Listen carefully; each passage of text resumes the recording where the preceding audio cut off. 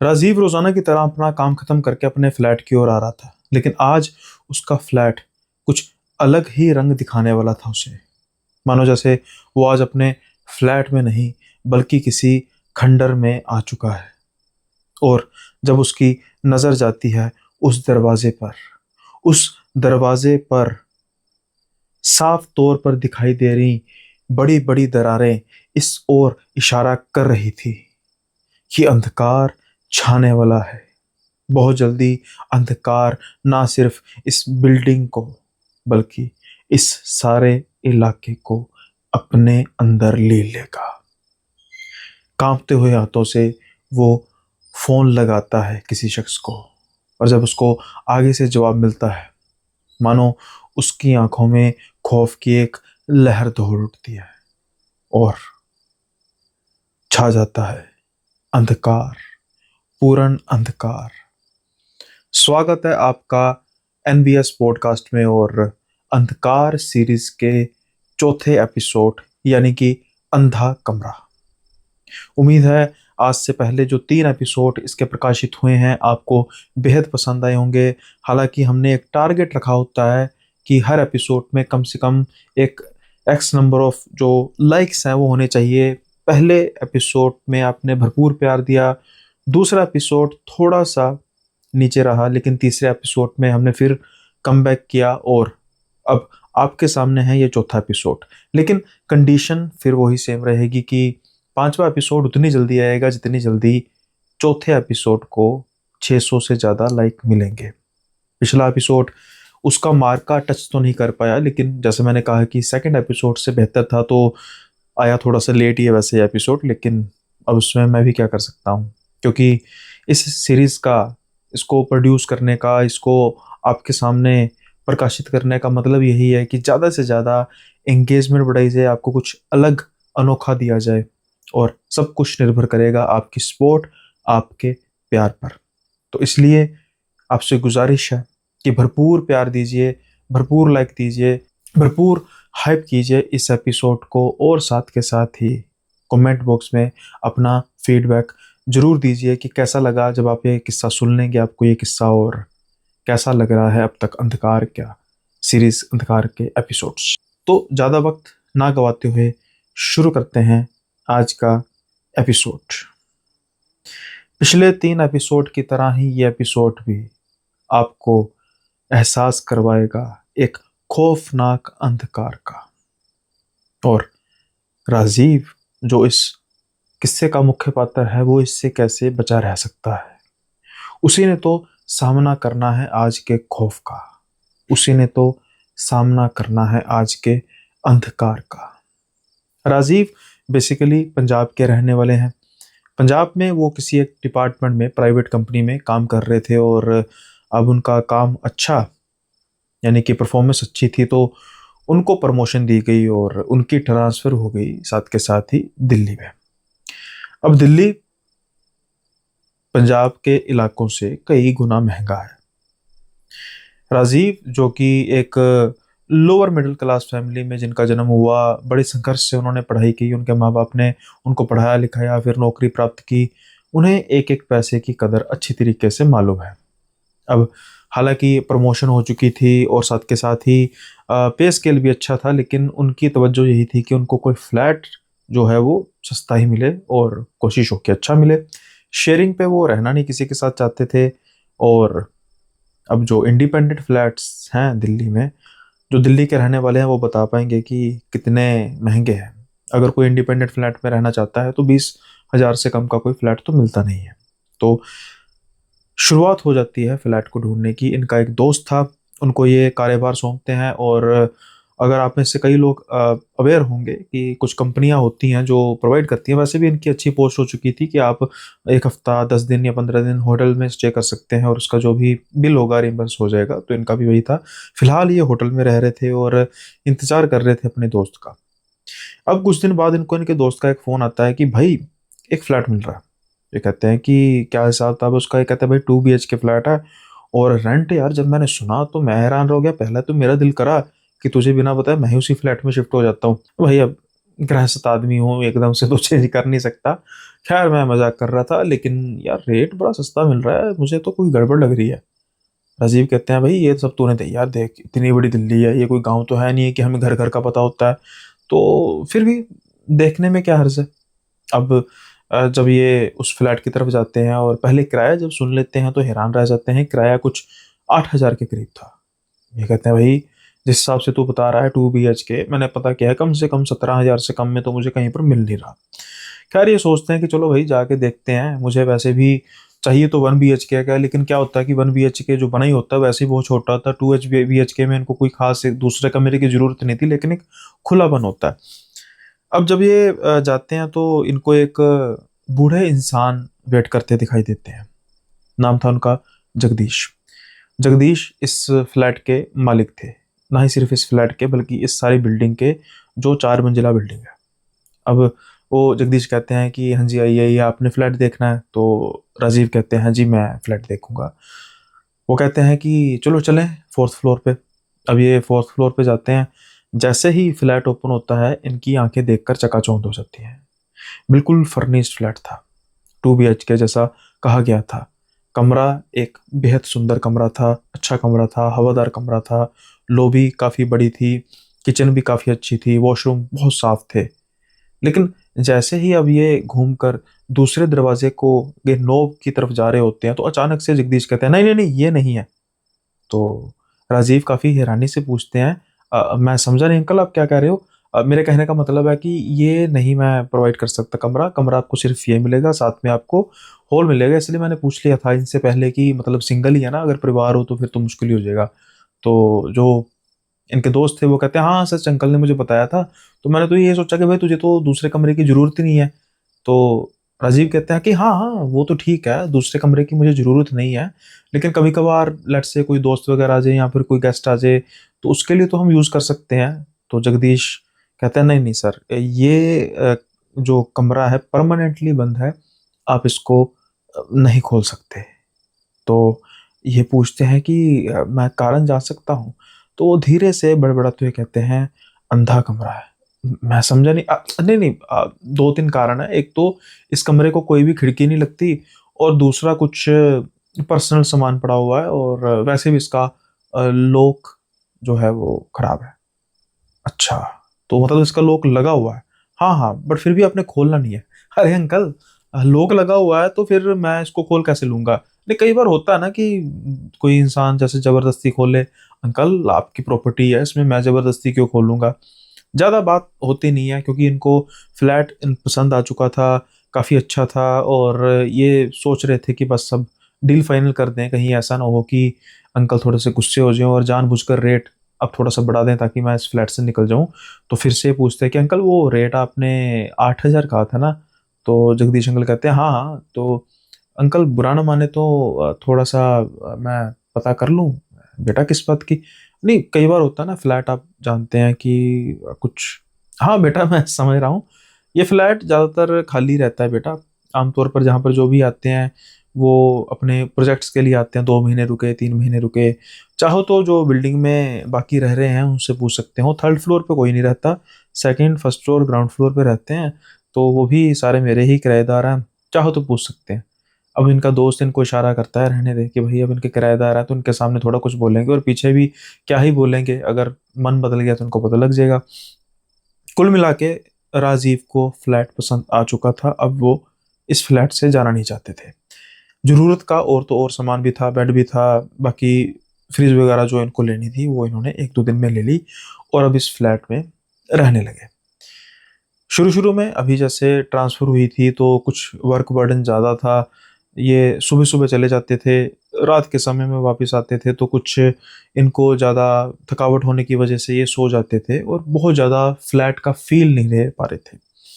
लेकिन अब आ जाता है सैटरडे, अगले दिन छुट्टी थी, तो आज ये कुछ जल्दी आ जाते हैं अपने ऑफिस से, और सोचते हैं कि भाई मैं आज थोड़ा बहुत साफ सफाई भी कर देता हूँ, और साथ के साथ देखता हूँ भाई फ्लैट को, किसी को फ्रेंड वगैरह को बुलाते हैं, बातें शातें करते हैं। अब क्या होता है कि जब ना ये फ्लैट में अपने दरवाजे वगैरह साफ कर रहे थे, जो वो बंद दरवाज़ा था, अंदर की तरफ से इनको कुछ हलचल सुनाई पड़ती है। पहले तो एकदम से ये कांप जाते हैं कि अरे ये क्या हुआ, अंदर से हलचल। फिर अरे भाई मैं भी ना, हो सकता है कोई अंदर जानवर वगैरह हो, कुछ हो। लेकिन ये गौर करते हैं कि जो आप दरवाजे के नीचे की एक स्पेस देखते हैं ना, वो स्पेस भी बहुत ही कम थी, बिल्कुल कम थी। नॉर्मल दरवाजों में जितनी स्पेस होती है उससे काफ़ी कम थी। ये मैं बात आपको इसलिए बता रहा हूँ क्योंकि इतनी कम स्पेस में किसी भी छोटे से जानवर, इवन चूहे वगैरह का जाना तो बहुत ही मुश्किल होता है। और जिस तरीके से आवाज़ आ रही थी वो कम से कम किसी चूहे जितने जानवर की हो सकती थी। कॉकरोच वगैरह या कीड़े या कोई छिपकली वगैरह ऐसी आवाज़ नहीं कर सकते, और बाय द वे छिपकली तक भी वहां से अंदर नहीं जा सकती थी। तो हो सकता है कोई दीवारों के अंदर कई बार दरारें होती हैं, वहां से ये जानवर वगैरह निकल आते हैं। कई ख्याल ऐसे राजीव के मन में चल रहे थे। इन्हीं ख्यालों से वो अपना मन बहला रहे थे। लेकिन मन को कितने समय तक बहलाया जा सकता है? आखिर सच्चाई सामने आ जाती है, और कई सच्चाइयाँ काफ़ी अंधकार से भरपूर होती है, क्योंकि इस कमरे का जो राज था बेहद बेहद अंधकार से भरपूर। लेकिन राज तो अभी खुलना बाकी था। अभी तो महज एक शुरुआत थी राजीव के खौफ की। क्या होगा आगे? क्या जान पाएगा राजीव इस कमरे का राज? और जब जानेगा तो क्या वो इस फ्लैट में रह पाएगा? ये जानने के लिए हम किस्से के अगले पड़ाव को शुरू करते हैं। लेकिन उससे पहले, लाइक कर दिया आपने? पक्का देख लीजिए, याद कराना पड़ रहा है आपको। अगर कर दिया है तो बहुत बढ़िया, लेकिन अगर नहीं किया तो जल्दी से लाइक का बटन दबा दीजिए और हाइप भी लगे हाथ कर दीजिए। अभी तक अगर आपको किस्सा सस्पेंसफुल लग रहा है तो लगे हाथ अपने दोस्तों के साथ अपने ग्रुप्स में शेयर भी कर दीजिए। राजीव उस आवाज से ध्यान हटाते हुए अपने कामों में व्यस्त हो जाता है। लेकिन कुछ ही समय बाद उसको फिर से एक आवाज सुनाई देती है, जो नॉर्मल आवाज नहीं थी। वो आवाज थी जैसे उस दरवाजे को अंदर से कोई खुरच रहा है। अब इनको ये लग रहा था कि ये पक्के तौर पर कोई चूहे जैसी चीज हो सकती है, लेकिन खुरचने तक की आवाज तो ठीक थी, जब तक उन्हें यह महसूस हो रहा था कि ये किसी चूहे का काम होगा। लेकिन अचानक से अंदर से जैसे कोई अंदर से दरवाजे को खटखटा रहा है। ये सारा काम छोड़कर उस दरवाजे की तरफ ध्यान देने लग पड़ते हैं। धीरे धीरे उस दरवाजे की तरफ बढ़ते हैं और वो आवाज एकदम से बंद हो जाती है। राजीव अब थोड़ा सा डरने लगे थे। उनको जगदीश जी की बातों पर शक होने लगा था कि यूं ही उस कमरे को बंद किया गया है। कुछ उनकी पर्सनल बिलोंगिंग्स हैं। क्या किसी को अंदर बंद तो नहीं किया? ये आवाज लगाते हैं, कोई है या सिर्फ मुझे वहम हो रहा है? लेकिन कोई अंदर से आवाज नहीं आती, और ये शायद दूसरे ऑप्शन को चूज करते हैं कि शायद मेरा कोई वहम था। हो सकता है कि किसी दूसरे फ्लैट से आवाज आ रही हो, दूसरी बिल्डिंग के फ्लैट से आवाज आ रही हो, जो बिल्कुल इनकी एडजॉइनिंग में थी। इसलिए अब ये शाम के समय में अपना काम करके खाना खाने के बाद सोने की कोशिश करते हैं। अब रात का समय था। यूं तो इनको अंधेरे में सोने की ही आदत है। ये लाइट्स बिल्कुल बंद करके सोते हैं। दूसरे शब्दों में कहें, अंधकार से इनको डर नहीं लगता था फिलहाल के लिए। लेकिन रात के समय में जो आवाजें शाम को बड़ी धीमी धीमी आ रही थी, रात का सन्नाटा होने के कारण वो आवाजें अब थोड़ी सी बढ़ चुकी थी। वैसे तो ये गर्मियों के दिन थे, एसी अपनी फुल स्पीड पर होने के बावजूद भी दिल्ली की गर्मी को मात नहीं दे पा रहा था, और ये भी गर्मी महसूस कर रहे थे। वैसे भी इनका जो फ्लैट था टॉप फ्लोर पे था और ऊपर रूफ थी, जिसकी वजह से गर्मी होना लाजमी था। लेकिन कुछ ही सेकंड्स में टेम्परेचर ऐसे गिरता है मानो जैसे सेकंड्स में ही सर्दियों का आगमन हो चुका है। इनको ठंड लगती है। उसकी आवाज जो आ रही थी कमरे से, वो इनकी नींद को तोड़ने के लिए काफी थी। अब ये उठते हैं, बौखलाते हैं, लाइट चलाते हैं कमरे की। ठंड इनको काफी लग रही थी। सबसे पहले ये एसी बंद करते हैं। लेकिन हैरानीजनक तौर पर टेम्परेचर सिर्फ इस कमरे का नहीं डाउन हुआ था, बल्कि लॉबी का टेम्परेचर भी काफी डाउन हो चुका था, जहां पर एसी था ही नहीं। एसी को छोड़कर पंखा तक नहीं लगा था। आम दिनों में जैसे ही वो लॉबी में जाते थे तो उनके पसीने छूटने शुरू हो जाते थे, लेकिन अभी लॉबी का टेम्परेचर भी काफ़ी ज़्यादा डाउन हो चुका था। इनको आवाज़ें आ रही थी, मानो जैसे इनको किसी ने हिप्नोटाइज किया है। अब ये धीरे धीरे उस दरवाजे की ओर बढ़ते जा रहे थे और आवाज़ें तेज होती जा रही थी। ये नॉब को जैसे ही हैंडल को हाथ लगाते हैं, मानो जैसे किसी बर्फ की सिल्ली पर हाथ लगा देते हैं। इतना ठंडा एकदम से ये हाथ पीछे करते हैं। जैसे ही ये हाथ पीछे करते हैं, आवाजें एकदम से बंद हो जाती हैं। गौर से देखते हैं आज उस दरवाजे को ये पहली दफा।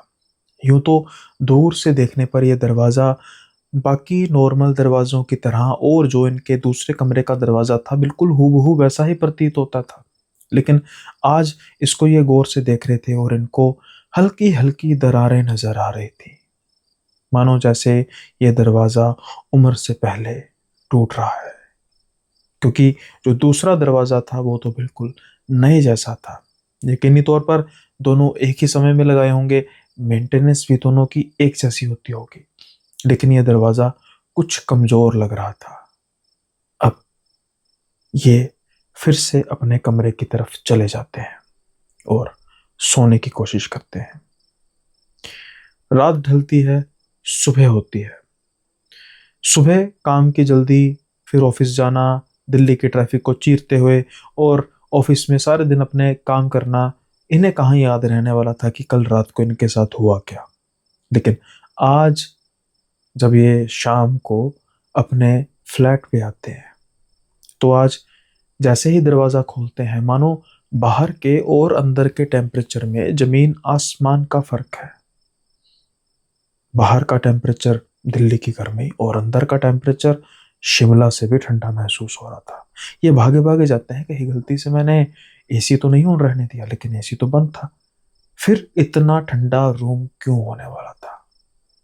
इसका जवाब इनको बहुत जल्दी मिलने वाला था। रात का समय था, ये किचन में जाते हैं, ये खाना तैयार कर रहे थे और फिर से आवाज आती है उस दरवाजे से जो बिल्कुल किचन के पीछे की तरफ था, जैसे कोई खुरच रहा है। इनके कान खड़े होते हैं, ये बिल्कुल टेढ़ी आंख से पीछे की ओर देखते हैं और अचानक से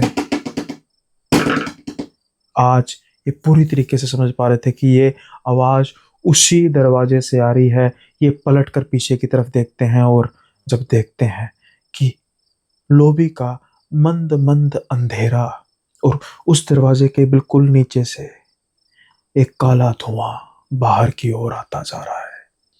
धीरे धीरे वो उस फ्लैट पर अपना कब्जा जमाता जा रहा है और बची कुची जो रोशनी जल रही थी उसको भी वो अंधकार में तब्दील कर रहा है। अब ये इतना डर चुके थे कि ये भागते भागते अपने कमरे में जाते हैं, अंदर से कुंडी लगाते हैं और एकदम से लाइट जाती है। बिल्कुल अंधकार छा जाता है, टोटल ब्लैकआउट। ये बिल्कुल हैरान थे, अचानक से क्या हुआ।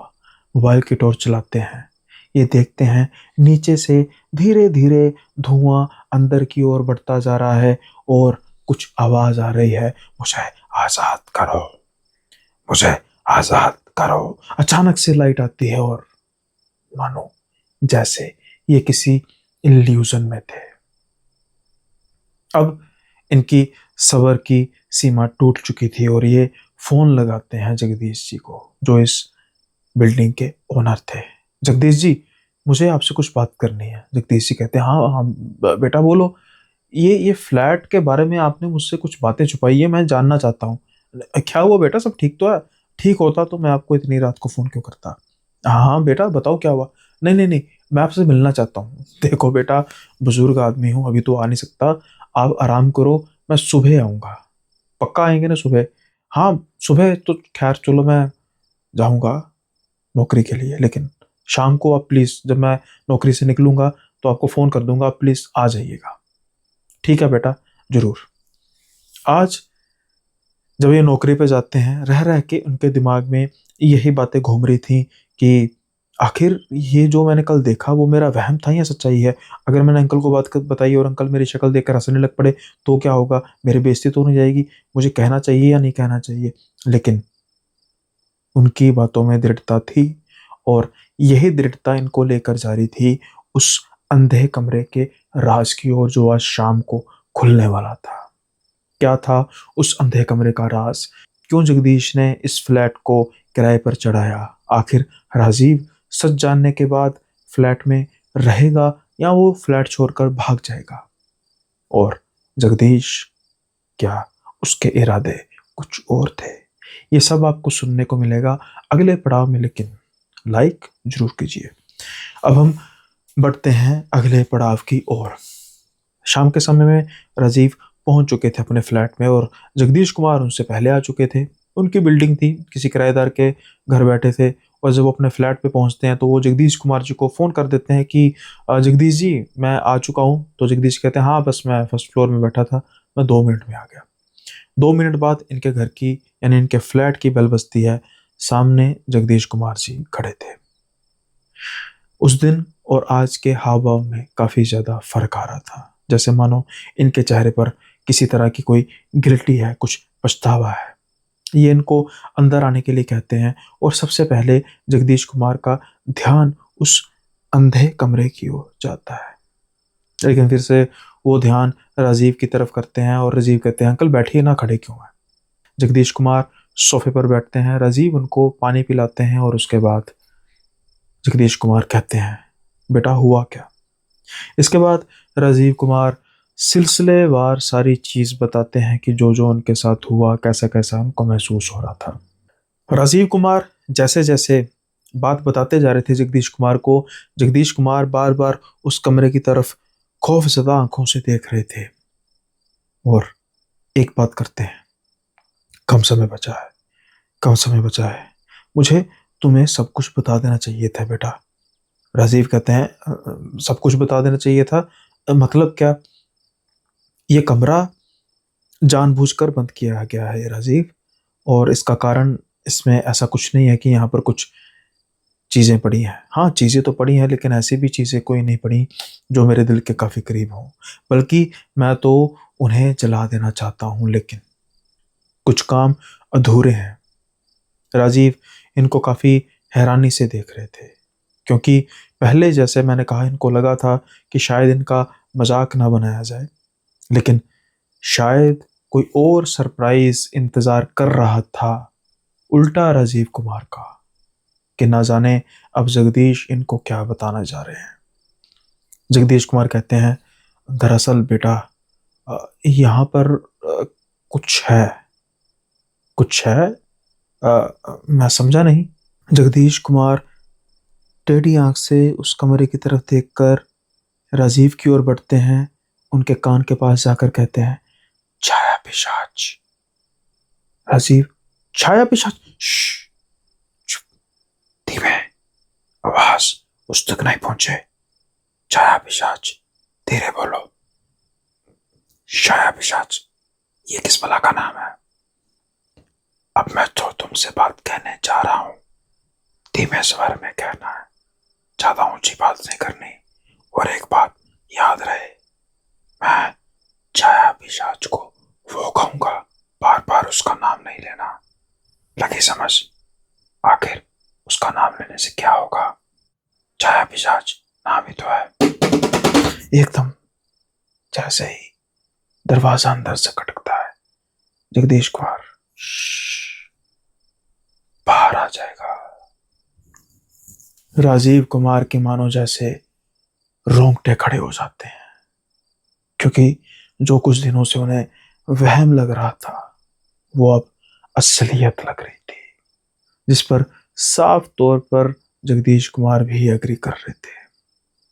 अब जगदीश कुमार बोलना शुरू करते हैं बेटा वो जो चीज़ है दरअसल वो मेरे भाई की ही गलती का नतीजा है। आपके भाई की गलती का? हाँ, मेरा भाई रमेश, वो एक बहुत बड़ा तांत्रिक था। वो इसी फ्लैट में रहता था, ये मेरे भाई का फ्लैट था।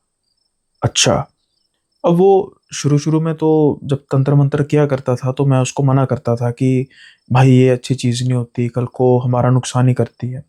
लेकिन वो कहाँ समझने वाला था। कुछ ही समय में उसने तंत्र मंत्र में काफ़ी ज़्यादा महारत हासिल कर ली थी। इसलिए कहते हैं कि जब इंसान ओवर एक्साइटेड हो जाता है, ओवर कॉन्फिडेंट हो जाता है, तब कोई ना कोई गलती करता है। ये थी मेरे भाई की सबसे बड़ी गलती। मैं समझा नहीं। तकरीबन 15 बरस पहले की बात है बेटा, मुझे एक फ़ोन आता है मेरे भाई का। भाई मुझे बचा ले, मुझे बचा ले, वो मुझे मार देगा। मैंने मैंने उसको जागृत कर दिया है गलती से, लेकिन अब वो मेरे बस में नहीं है। वो मुझे मार देगा, वो तुम्हें मार देगा, वो सबको मार देगा, मुझे मुझे बचा ले। मैं जल्दी से उसके फ्लैट यानी कि यहाँ पर भागा भागा आया। जब मैंने दरवाज़ा खोला, मेरा भाई इसी दरवाजे पर टेक लगा कर बैठा हुआ था, मानो जैसे किसी को बाहर आने से रोकने की कोशिश कर रहा है। बाजुएं फैली हुई थी और मेरी तरफ खौफजदा होकर देख रहा था। मैंने कहा कि क्या हुआ भाई, क्या हुआ? "श्श, श्श, वो सुन लेगा, चुप हो जा, बाहर नहीं आने देना। मैंने कुछ कर दिया है, अब वो बाहर नहीं आएगा। हाँ, एक चीज का था।" जैसे ही ये बात बोलता है, वो एकदम से शांत हो जाता है। अंदर से खटखटाने की आवाजें आ रही थी। मैंने धीरे धीरे हैंडल खोलने की कोशिश की, लेकिन अचानक से एक हाथ मुझे पकड़ता है, मेरे भाई का था। वो फिर से खौफजदा आंखों से मेरी तरफ देख रहा था, कह रहा था खोलना नहीं, किसी भी हालत में नहीं खोलना। और अचानक से उसका शरीर ठंडा होने लग पड़ता है। मैं एम्बुलेंस को बुलाता हूँ, एम्बुलेंस आती है, मेरे भाई को लेकर जाया जाता है। अब मेरा भाई हॉस्पिटल में था। कई सवालों के जवाब उसने मुझे देने थे, लेकिन शायद वो दिन कभी आने नहीं वाला था, क्योंकि तकरीबन 3 दिन बाद मेरा भाई चल बसा। लेकिन जाने से पहले वो एक अच्छा काम जरूर कर गया। जब यहाँ पर उसका सामान वगैरह मैं लेने के लिए आया, तो मुझे कुछ पन्ने दिखाई दिए, जिस पर उसने अपनी इस साधना के आखिरी क्षणों के बारे में व्यक्त किया था चीज़ों को, और शायद उसे इस खतरे का पता भी था। इसलिए उसने वो सब भी लिख दिया जो इस खतरे को टाल सकता है। मैं फिर कह रहा हूँ, टाल सकता है, खत्म नहीं कर सकता। कभी ना कभी जो इस अंधे कमरे के अंदर है, वो जरूर जागृत होगा और फिर छाएगा अंधकार इस सारी दुनिया पर। तो आपके कहने का मतलब वो जिसकी आप बात कर रहे हो वो? हाँ। आप सच इन चीजों पे मानते हो? क्या तुमने इन चीजों के बारे में पहले कभी सुना नहीं है?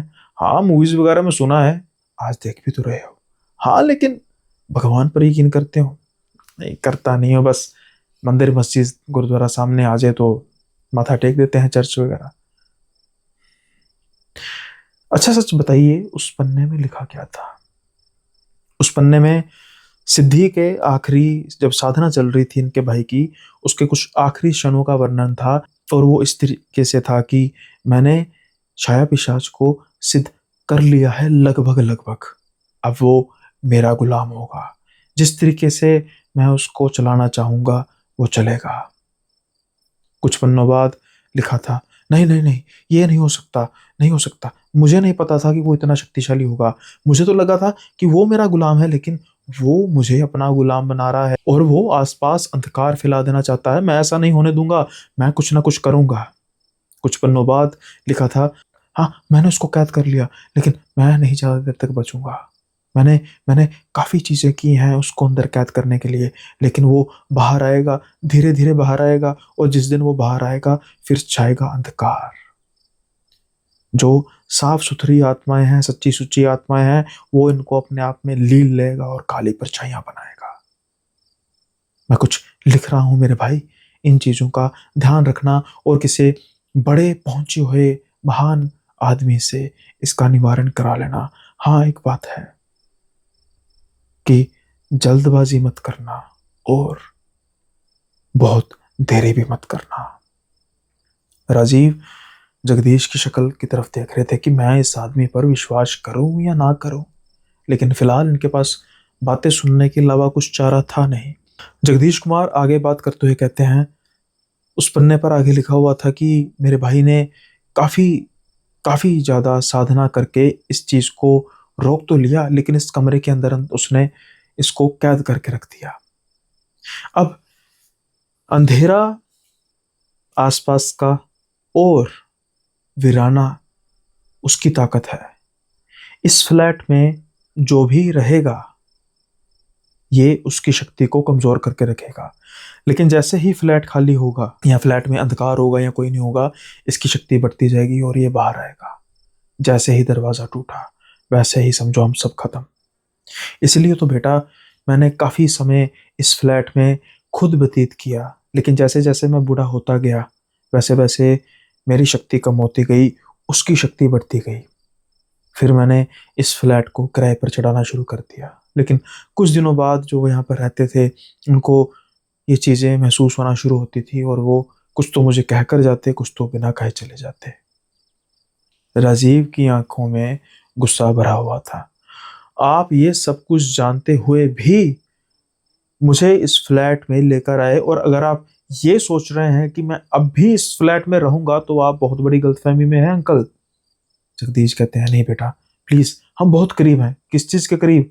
इस शैतान के बाहर आने के, ताकि सबसे पहले इसका शिकार मैं बनूं? नहीं नहीं नहीं नहीं, मैंने किसी बहुत बड़े महात्मा से बहुत सालों से मेरी बात चल रही है, और हम बहुत जल्दी इसको इसकी दुनिया में वापस भेज रहे हैं।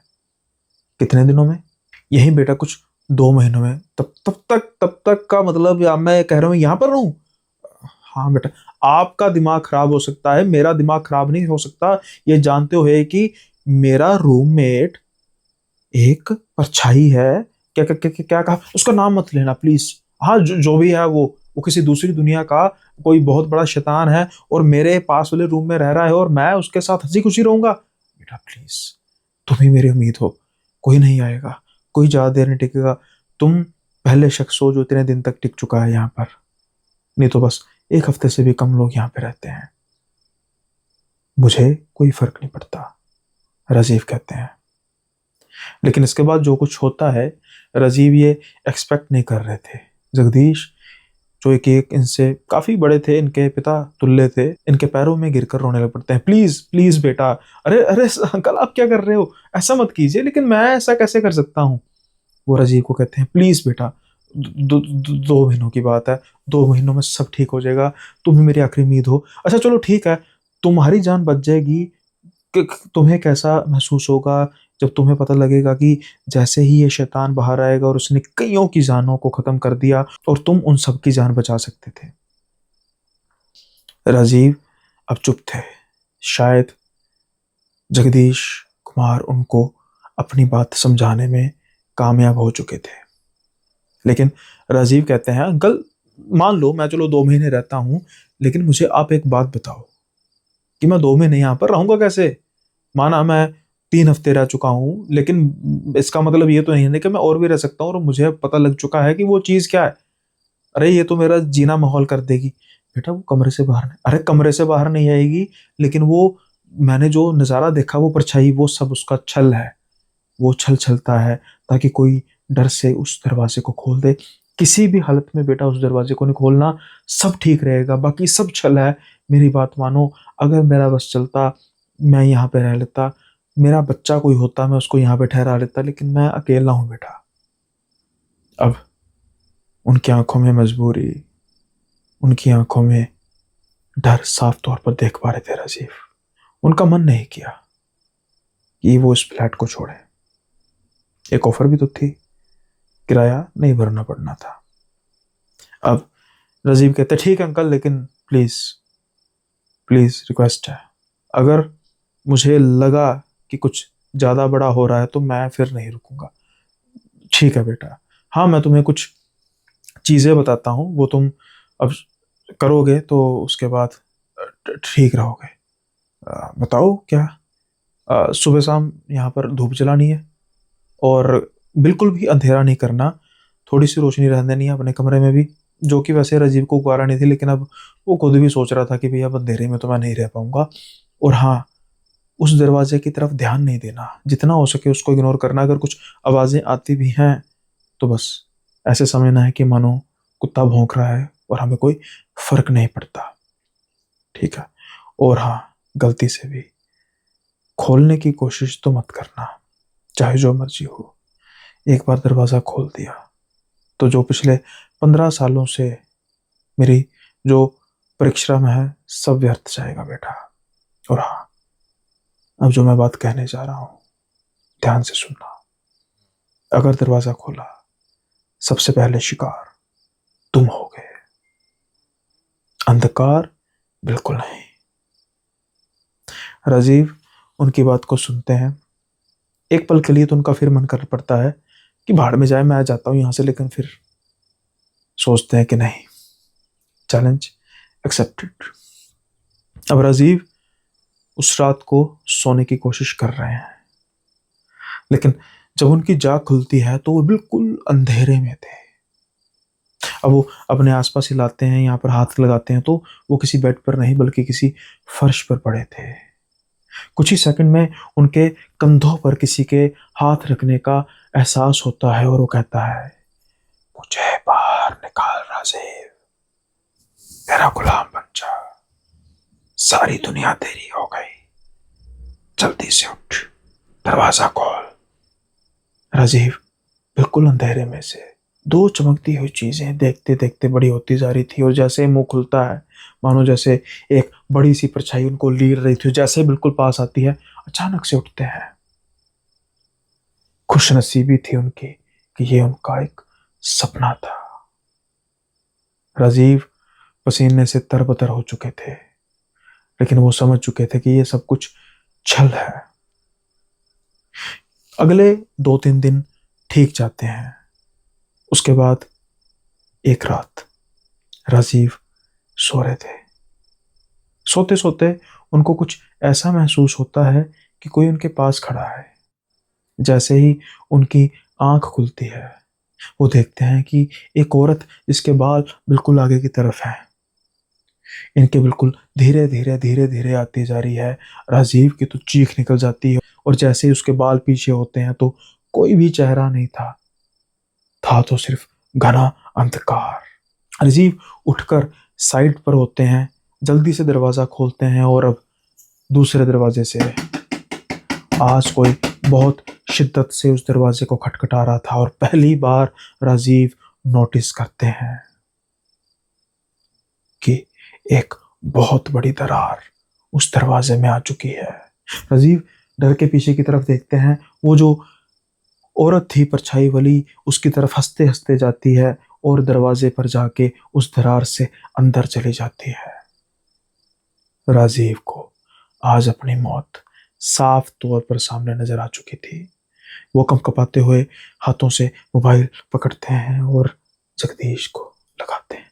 अंकल, गड़बड़ हो गई, जल्दी आओ। तकरीबन कुछ समय बाद जगदीश कुमार उस फ्लैट में आते हैं। क्योंकि क्या हुआ, फोन पे क्यों नहीं बता रहे थे? वो देखो, जब वो दरवाजे की तरफ देखते हैं, एक बड़ी दरार।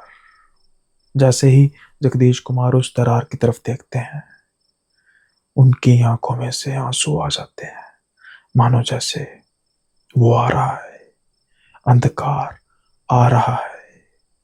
अब वो जल्दी से एक फोन लगाते हैं। गुरुजी से बहुत जरूरी बात करनी है, चाहे वो सो भी रहे हैं, आपसे गुजारिश है कि प्लीज उनको फोन दीजिए। हाँ हाँ जरूर, प्लीज प्लीज, मैं 2 मिनट करता हूँ इंतजार। 2 मिनट बाद एक फोन आता है। गुरुजी, गुरुजी, वो दीवार, गुरुजी, वो उस पर एक बड़ी दरार पड़ चुकी है। एक रिस्पॉन्स आता है, ठीक है गुरुजी, मैं इंतजार करूंगा। अब राजीव की तरफ देख के कह रहे थे, बेटा मैं आज यहीं पे रुकता हूँ, और हाँ, नींद पूरी होगी तुम्हारी? अंकल, जो मैंने अभी देखा है उसके बाद मुझे नींद नहीं आएगी। अच्छी बात है, कुछ खाने को है? हाँ तो दो ना, मुझे भूख लगी है। और हाँ, सोएंगे नहीं रात को, इसकी तरफ देखना है। और भगवान का नाम तो लेते हो ना? हाँ लेता हूँ, बस लेते रहो, भगवान का नाम जपते रहो और सुबह का इंतजार करो। सुबह के तकरीबन 8-9 बजे दरवाज़ा खटकता है। जैसे ही राजीव दरवाज़ा खोलते हैं, उनके सामने कुछ 85 बरस के बुजुर्ग और 2 लोग जो जवान थे नजर आ रहे थे। अंदर आने को कहते हैं, क्योंकि थोड़ा बहुत तो बता चुके थे कि ये कौन शख्स है। जगदीश कुमार वो आके सबसे पहले दरवाजे की तरफ देखते हैं, उसको हाथ लगाते हैं, कुछ मंत्र पढ़ते हैं, अचानक से आंख खोलते हैं और कहते हैं ज्यादा समय नहीं है बेटा, आप यहाँ पे रह रहे हो जी, और सावधानी से रहना होगा। कुछ तुम्हें मैं उपाय बताने जा रहा हूँ, ये जरूरी करने हैं, अगर ना किए तो दिक्कत हो सकती है, और हाँ जरूर करने हैं। जगदीश कुमार जी, हाँ जी हाँ जी गुरु जी, हम ज़्यादा वक्त अब इंतज़ार नहीं कर सकते, हमें जल्दी करना पड़ेगा। कब? पूर्णमासी को। पूर्णमासी को? रजीव, ये पूर्णमासी को कितने दिन है अब? तकरीबन 10 दिन। 10 दिन और झेलना पड़ेगा? अरे भाई मेरा हालत बुरी हो चुकी है। जगदीश कुमार जी, जगदीश कुमार जी कहते हैं बेटा, अभी तो कुछ दिन पहले मैं 2 महीने कह के गया था, शुक्र करो 10 दिनों में रह गया बात। राजीव राहत की सांस लेते हैं कि ये बात भी तो ठीक ही है। अब कुछ उपाय में से वो एक बड़ी ही सुंदर सी छोटी सी मूर्ति देते हैं, जो हनुमान जी की मूर्ति थी, और वो कहते हैं कि एक मंत्र पढ़ने के लिए देते हैं कि जो बेटा आप सुबह शाम एक छोटा सा मंदिर बनाओ अपने कमरे में, और कमरे में उजाला रखना है, यहाँ पर भी उजाला रखना है, सुबह शाम मंत्र पढ़ना है, और गंगा जल देते हैं जो हर रोज इस दरवाजे की ओर छिड़कना है। इसके अलावा धीरे धीरे कुछ चीज़ें खराब होती जाएंगी, लेकिन कुछ ज़्यादा डरने वाली बात नहीं। अपना नंबर दे देते हैं कि जब भी कुछ ज़्यादा महसूस हो तो फिर हमें आप तत्काल फ़ोन कर लेना, बिल्कुल भी मत घबराना। अब राजीव कुमार ये चीज़ बिल्कुल फॉलो करने लग पड़ते हैं। सुबह शाम हनुमान जी की मूर्ति के आगे पूजा अर्चना करनी, धूप बाती जगानी, अंधकार बिल्कुल नहीं होने देना। 3-4 दिन बीतते हैं, लेकिन इन 3-4 दिनों में ही इतना बदलाव आ चुका था राजीव के अंदर। रात के समय में जब राजीव सोते और सुबह अपने आप को देखते, मानो ऐसे महसूस हो रहा था कि उनकी उम्र बहुत जल्दी ढल रही है।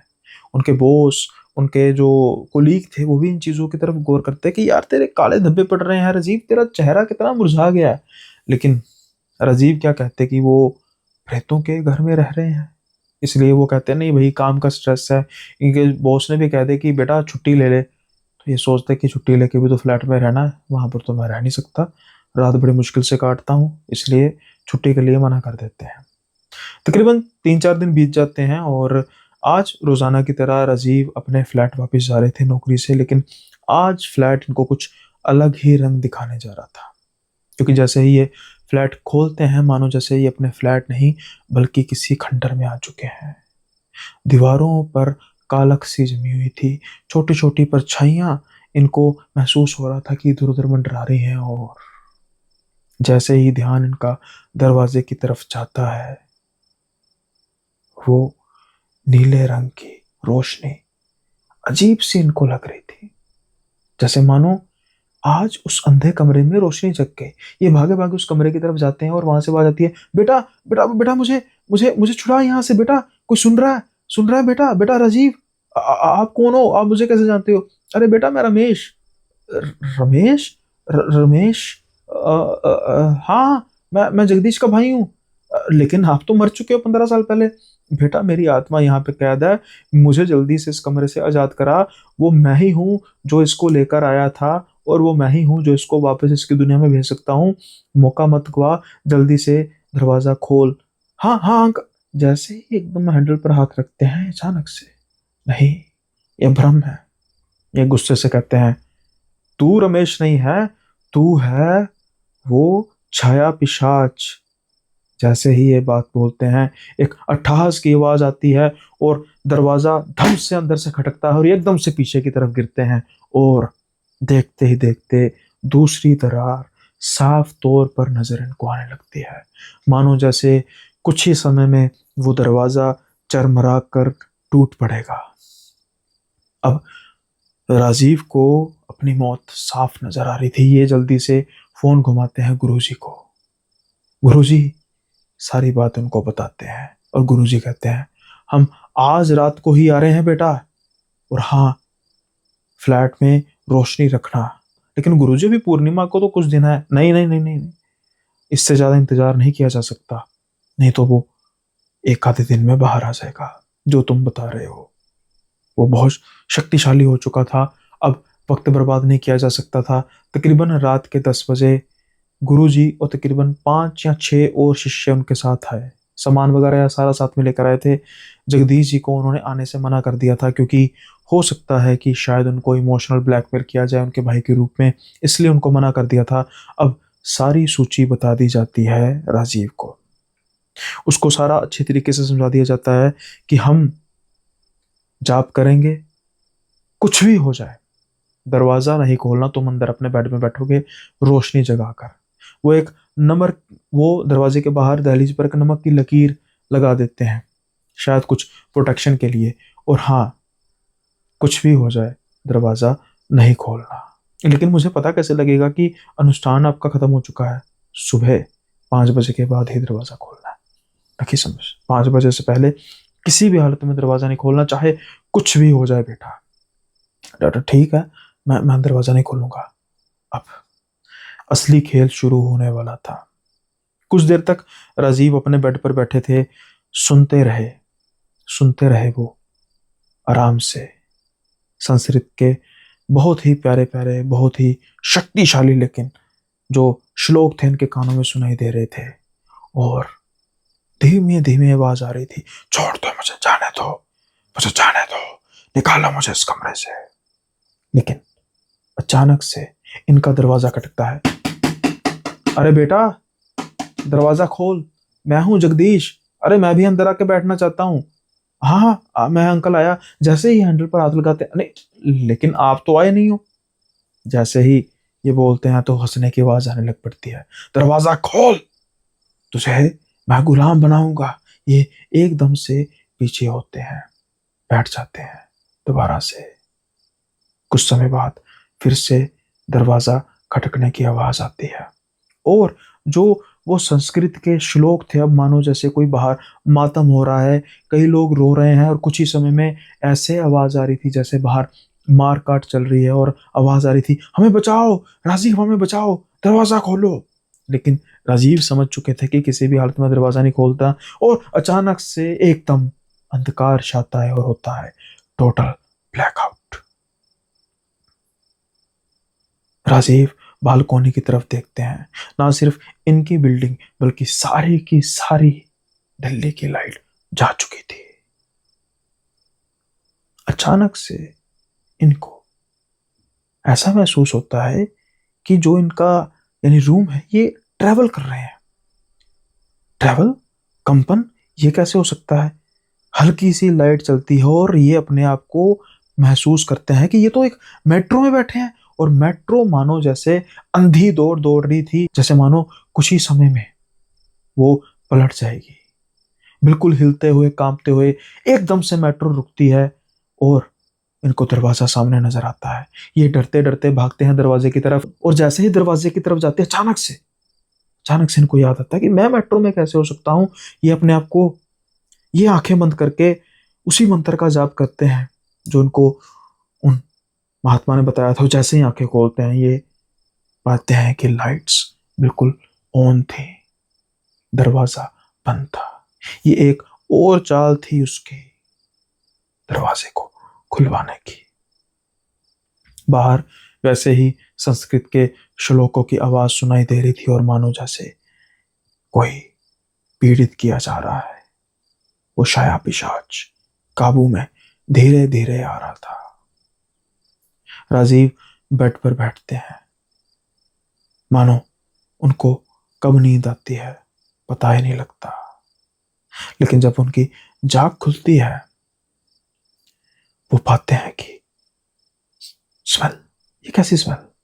मैं स्मेल को जानता हूं। जब मेरे चाचा जी की मौत हुई थी, उनकी हम बॉडी को मोर्चरी के पास लेने गए थे। अपने आसपास मुर्दों को देखकर ये हैरान रह जाते हैं। और जैसे ही आसपास ऑब्जर्व करते हैं, वो एक मोर्चरी में थे। वो जल्दी से उठते हैं। उन पर भी वही कफन डला हुआ था जो मुर्दों पर डला होता है।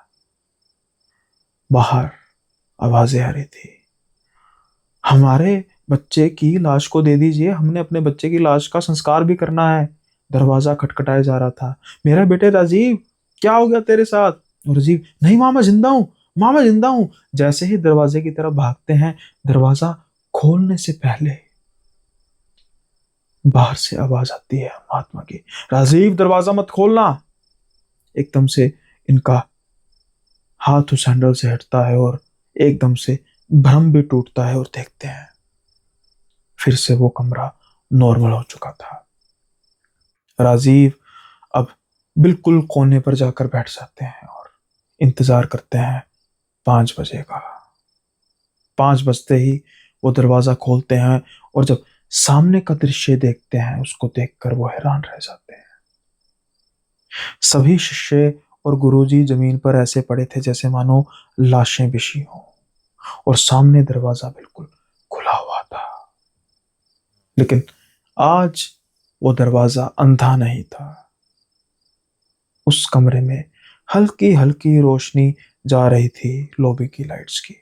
ये जल्दी से गुरुजी के पास जाते हैं। गुरुजी गुरुजी, साथ में बड़ा जो गंगा जल था उसके छींटे मारते हैं। गुरुजी उठते हैं। धीरे धीरे वो सभी शिष्य पर भी छींटे मारते हैं। धीरे धीरे भी उठते हैं और कहते हैं कि गुरुजी क्या हुआ, क्या वो क्या वो गया नहीं? गुरुजी मुस्कुराते हुए कहते हैं कि चला गया, बस बड़ी मुश्किल हुई, हम भी आखिर में बेहोश हो गए। तो जो भी जो वो था वो खत्म हो गया? नहीं।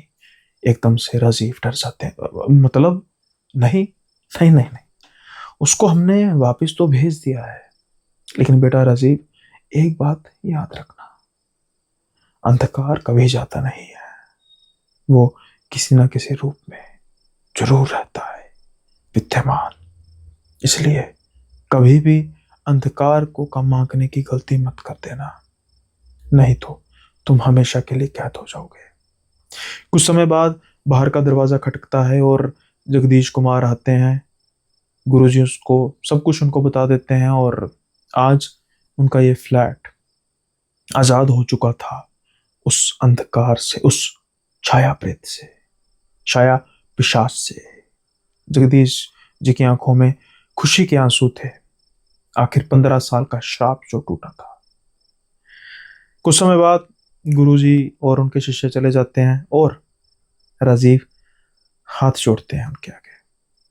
जगदीश अंकल, मैंने आपकी जितनी हो सकता है मदद की, लेकिन अब मैं इस फ्लैट में रह नहीं पाऊंगा, क्योंकि शायद वो डरावनी यादें मुझे इस फ्लैट में रहने नहीं देंगी। जगदीश जी खुश थे और कह रहे थे कि बेटा मैं चाहता तो हूँ, लेकिन मैं समझ सकता हूँ और चिंता मत करो, मैं तुम्हारे लिए कोई ना कोई फ्लैट ढूंढ दूंगा। जी बड़ी मेहरबानी आपकी, लेकिन मैंने कहीं 1-2 जनों को कह रखा है, अगर वो नहीं कर पाएंगे तो फिर मैं देख लूंगा। अगर तुम चाहो तो तीसरा फ्लैट, नहीं मैं इस बिल्डिंग में नहीं रहना चाहता। जगदीश जी उनका धन्यवाद करते हैं। एक दिन बाद जो उनको फ्लैट के बारे में बताया जाता है उस तरफ जाते हैं। 8 मंजिला बिल्डिंग थी। नीचे एक आदमी खड़ा था। रोहन आपका नाम है? हाँ जी जी, मेरा नाम है रोहन। हाँ, मैं इसी फ्लैट के 8वीं मंजिल में रहता हूँ। तो अभी तो फ्लैट दोबारा से मतलब ओपन हो चुका है, तो आप देख लीजिए आपने कौन सा फ्लोर लेना है। हाँ मैं देख लूंगा, चौथा पांचवा जो भी फ्लोर मुझे मिले। हाँ अभी तो चढ़ना शुरू हो चुका है। हाँ वो आप ऐसा करना, चौथा फ्लोर मत लेना। क्या कुछ है? नहीं नहीं कुछ नहीं, आप इसके अलावा कोई और देख लो। तो बाकी एक तुझे बात बोलूं भाई? रोहन कहते हैं हाँ जी यार बिल्डिंग तो सब ठीक है ना, नहीं तो मेरा पहला एक्सपीरियंस थोड़ा सा अजीब है। अजीब? मैं समझा नहीं। नहीं आप नहीं समझ, नहीं कोई बात नहीं, आप रहने दीजिए, लेकिन हाँ कभी इस बिल्डिंग में ब्लैकआउट हुआ करता था, लेकिन अब सब ठीक है, बिल्कुल ठीक है। चौथा फ्लैट एक्चुअली रहने दीजिए, उसकी ना वो रेनोवेशन वगैरह का चक्कर है। कुछ याद आया? चौथे फ्लैट में क्या था? ब्लैकआउट वाली रात। खैर, आज उसी 8 मंजिलों के फ्लैट में राजीव कुमार रहने आ चुके थे। तकरीबन 6 महीने बाद राजीव को उसके मित्र का फोन आता है। अरे भाई तुझे खबर का पता लगा? बोलो। यार वो जगदीश अंकल की मृत्यु हो गई। कैसे? बस सोते हुए सो गए, उठे नहीं, हार्ट अटैक, पीसफुल डेथ। चलो परमात्मा उनकी आत्मा को शांति दे। तसल्ली थी कि अपनी मौत से पहले वो एक बहुत बड़े अभिशाप को तोड़ पाए। और तकरीबन तकरीबन 1 साल बाद पता लगता है कि उस बिल्डिंग को तोड़ दिया गया है, उसकी जगह नई बिल्डिंग बन रही है। लेकिन कोई ना कोई हादसा होता रहता है। क्यों? अभी बताता हूँ। 4 साल बाद राजीव अच्छी जिंदगी जी रहे हैं। उनकी एक बेटी है 3 साल की, और वो एक जगह कोने में देखती रहती है। उस कोने में थोड़ा सा अंधेरा है। आज राजीव उन पंडित जी की बात को, उन महात्मा की बात को समझ पा रहे थे कि कहीं ना कहीं अंधेरा तो होता है। उस कोने पर लैंप लगा दिया गया है, और इन 4 सालों में उन महात्मा जी की भी मृत्यु हो चुकी है। सभी जा रहे हैं, लेकिन अंधकार हमेशा रहता है। आपके जो कर्म है उसको कुछ समय तक खत्म कर सकते हैं, कम कर सकते हैं। एक गाना है, जोत से जोत जगाते चलो, प्रेम की गंगा बहाते चलो। हम इंसानों का जन्म इसी जोत से हुआ है, ताकि अंधकार हमेशा दूर रहे। कोशिश कीजिए इसको आप अपनी जोत से दूर रखें। उम्मीद करता हूं कि आपको ये एपिसोड भी पसंद आया होगा। अपने फीडबैक, अपने कमेंट्स जरूर दीजिए कमेंट्स के रूप में। और अब 600 लाइक्स का जो टारगेट है इसको जरूर पूरा कीजिए। इससे पहले कि हम आज के एपिसोड को यहीं पे विराम दें, अगला एपिसोड होगा इससे भी डार्क, इससे भी खतरनाक। जब एक बंद मॉल बन जाएगा आपके खौफ का कारण, जब वो बंद होता है और आखिरी शिफ्ट होती है, तो क्या क्या वहां पर होता है खतरनाक, ये होगा अगला एपिसोड बंद मॉल। इंतजार कीजिए अगले एपिसोड का, और इजाजत दीजिए आज के एपिसोड में। जल्दी ही मिलेंगे अगले एपिसोड में नए किस्सों के साथ।